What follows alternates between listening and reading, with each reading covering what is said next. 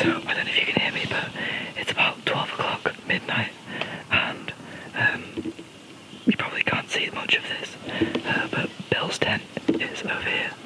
I'm just going to walk you over. If you listen carefully, you can hear something quite hilarious.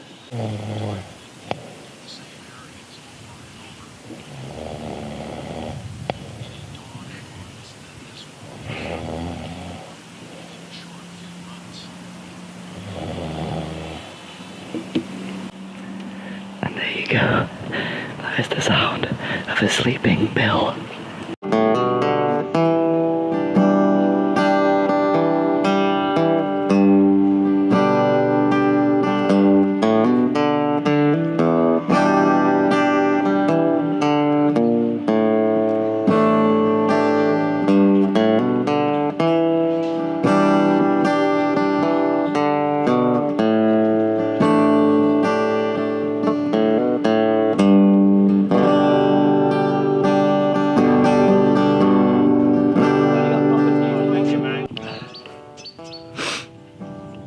Oh, what the hell's even going on? What am I doing?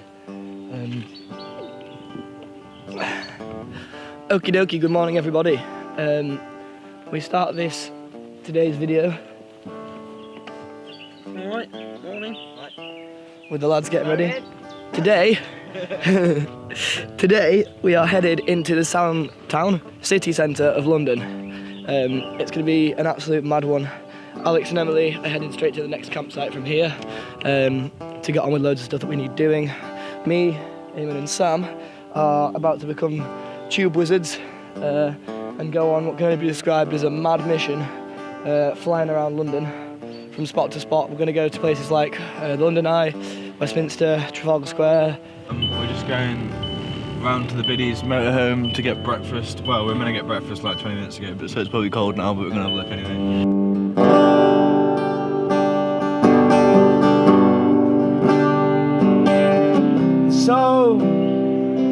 So you think you can tell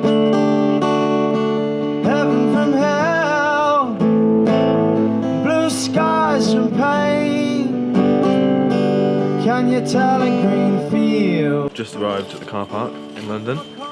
We're gonna get the kit out, we'll hop on the tube and to our designated spots to catch the biddies. Do you think you can tell?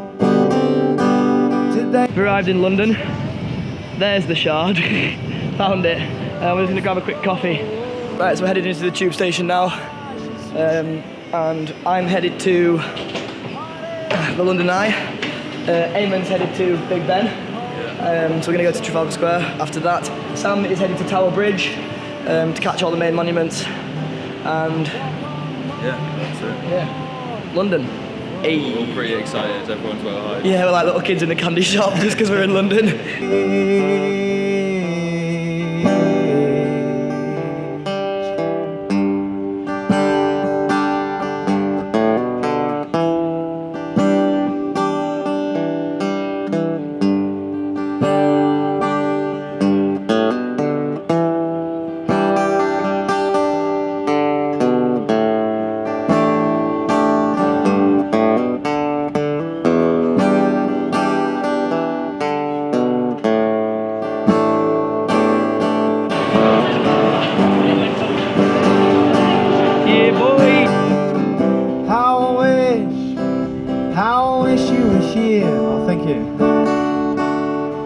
We're just two lost souls swimming in a fishbowl, year after year, running over the same old ground. What have we found? The same old fears. Wish you were here.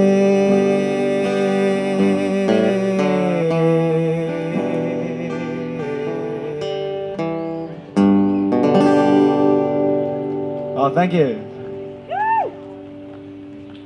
Thank you, you're too kind.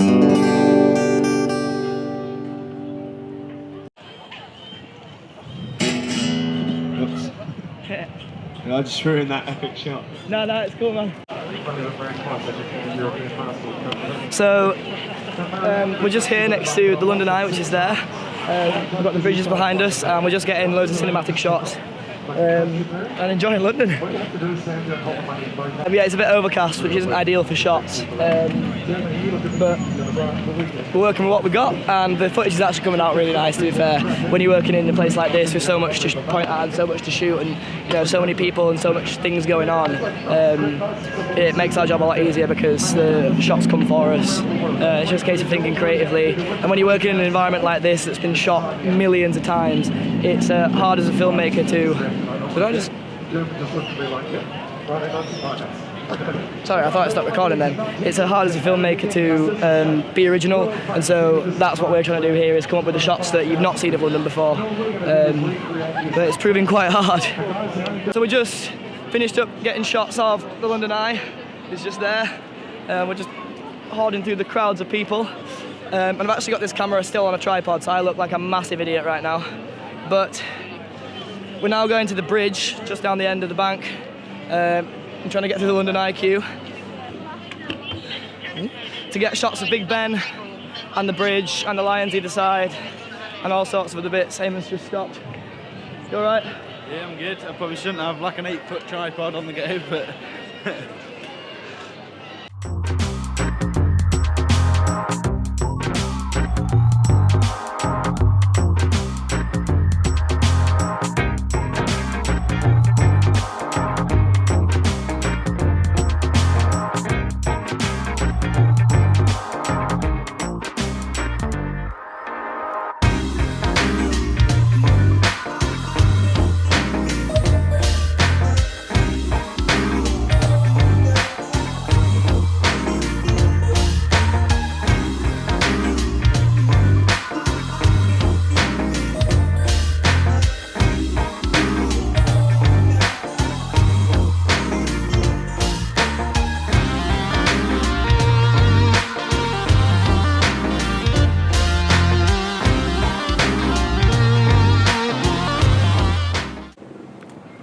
Hello, so I am at Buckingham Palace at the moment, waiting for the biddies to come through.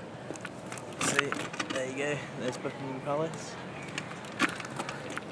So yeah, I'm just waiting here really. I'm absolutely dying for the loo, and I've been looking for one around this park for like half an hour, and everyone costs money and I've not even got any change. I need 20p, and no, I haven't got 20p.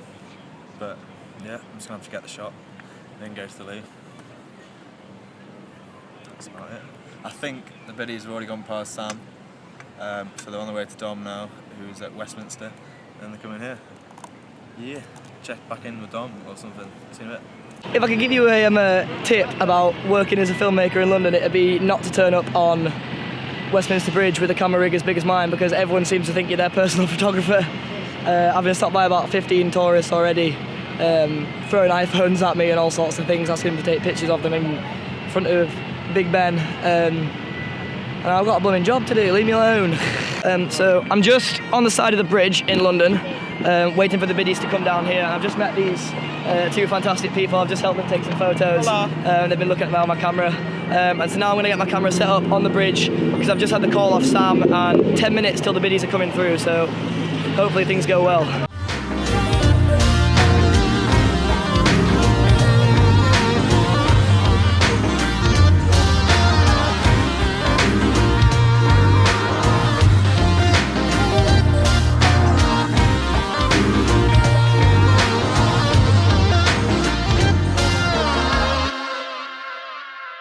So you join me here in London in the back of the tuk-tuk. I've got Edwina here. How's it been going through London so far? Oh, it was brilliant. Very exciting, different, challenging. I've never driven through London in a tuk-tuk.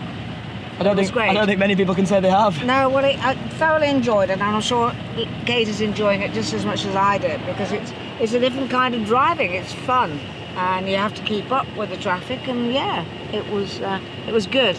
Enjoyed it.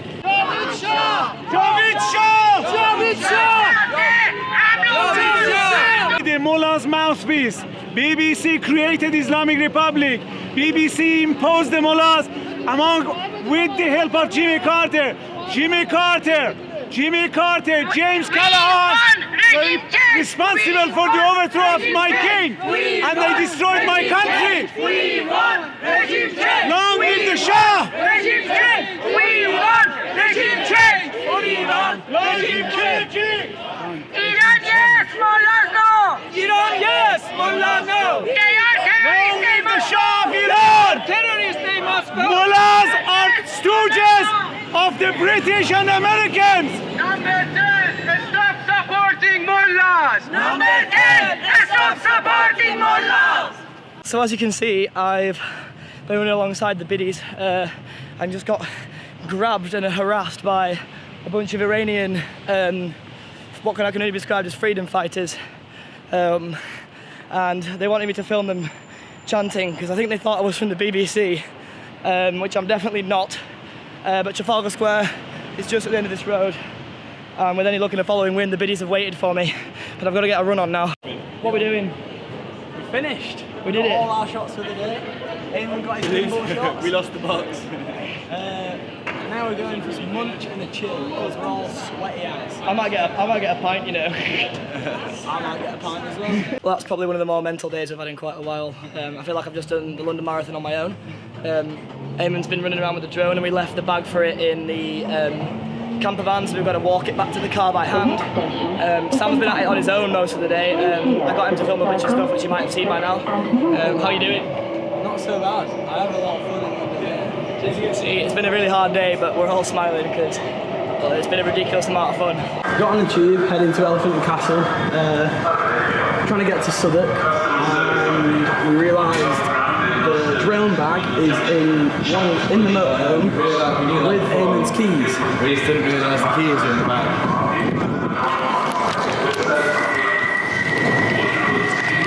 So basically, we need to now come out of the tube station so we can get some phone signal, ring Bill in the camper, and try and get him to stop before he exits London so we can get hold of Eamon's car.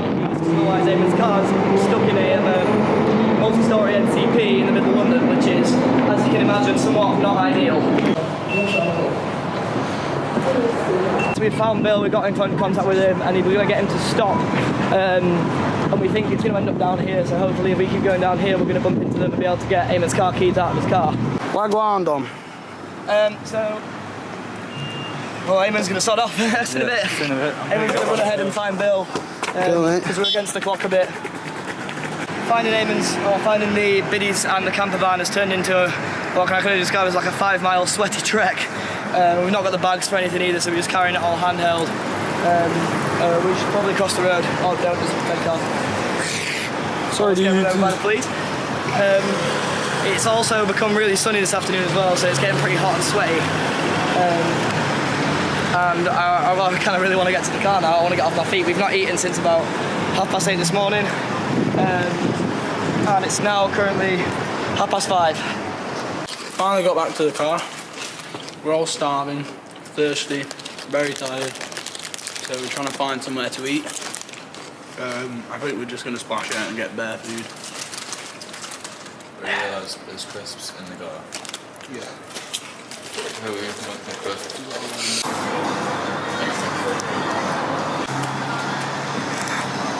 This is what you work for. You're happy, man. So as you can see, we found a Subway, and Eamon is absolutely loving it.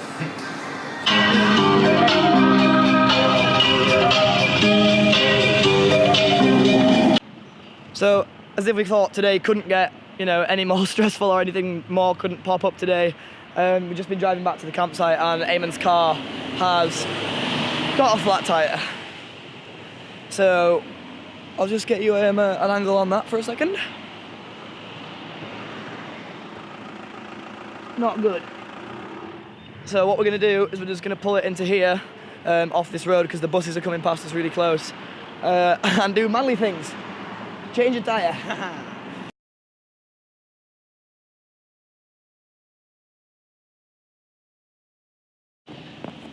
So apparently we're not allowed to jack the car up here because this tarmac's too posh.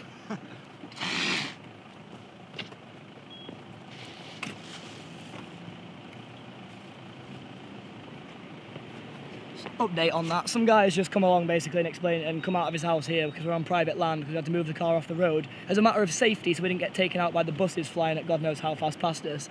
And apparently he's unwilling to understand that the fact we've got a flat tyre and he's forcing us to drive on it off his land that he doesn't own, he just lives on. It's just... Can people please just, as a message from Dom to the rest of the world, can everyone just bloody smile a bit more, please, and have some tolerance for situations like this, and understand that some things are more important than your precious tarmac? Ability on, just for extra safety, because that stupid man has sent us into the road.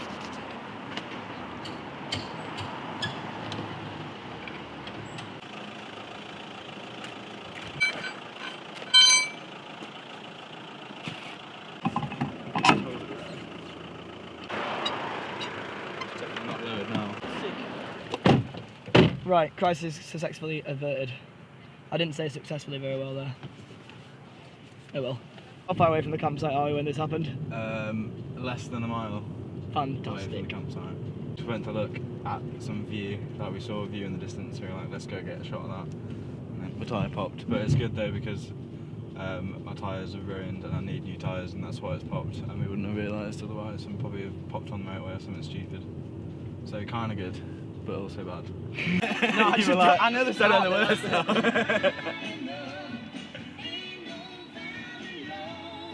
Right, I better move my tent away from the wall in case a bus comes flying through it. Yeah, she's like, you move that, I would feel well good if the bus came flying through there. I was like, right. Right, come on then boys, let's finish this. Alright. Right. Come on! Something a bit more sincere, come on, I think we can... I don't know, what should we say?